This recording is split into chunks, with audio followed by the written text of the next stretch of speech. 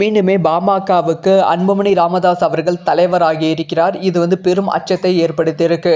So அதாவது அன்புமணி ராமதாஸுக்கும் ராமதாஸ் ஐயா அவர்களுக்கும் பிரச்சனை ஏற்பட்டு கொண்டு இருக்கிறது அப்படிங்கிற விஷயம் நம்ம எல்லாத்துக்குமே தெரியும். ராமதாஸ் ஐயா அவர்கள் அன்புமணி ராமதாஸை கட்சியிலிருந்து நீக்கியும் இருக்காங்க.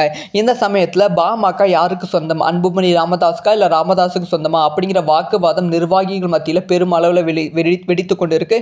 இதனால் கூட்டணி பெரிய சிக்கலாக இருக்கு. இந்த சமயத்தில் தேர்தல் ஆணையம் ஒரு அறிக்கை ரிலீஸ் பண்ணியிருக்காங்க. அதாவது அன்புமணி ராமதாஸ் சார்பாக நடத்தப்பட்ட பொதுக்குழு கூட்டத்தின் நாங்கள் கணக்கெடுத்துப்போம். ஸோ ராமதாஸ் ஐயா சார்பாக நடத்தப்பட்ட பொதுக்குழு கூட்டத்தையும் கணக்கெடுத்துப்போம்.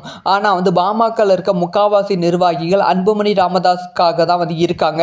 ஸோ அது மட்டும் இல்லாமல் அன்புமணி ராமதாஸ்க்கு தான் பாமக பவர் அதிகமாக இருக்கு. அதனால அன்புமணி ராமதாஸ் அவர்களுக்கு நாங்கள் தலைவர் பதவி கொடுக்கிறோம் அப்படின்னு சொல்லி பாமக தலைவராக அன்புமணி ராமதாஸ் தான் அப்படிங்கிற விஷயத்தை அஃபிஷியலாக தேர்தல் ஆணையம் அறிவித்திருக்கு. அது மட்டும் இல்லாமல் சின்னம், கொடி எல்லாத்தையுமே அன்புமணி ராமதாஸ் அவர்கள் பயன்படுத்தலாம். ஸோ எந்த விதமான தடையும் கிடையாது அப்படிங்கிற விஷயத்தை தேர்தல் ஆணையம் அறிவித்திருக்காங்க.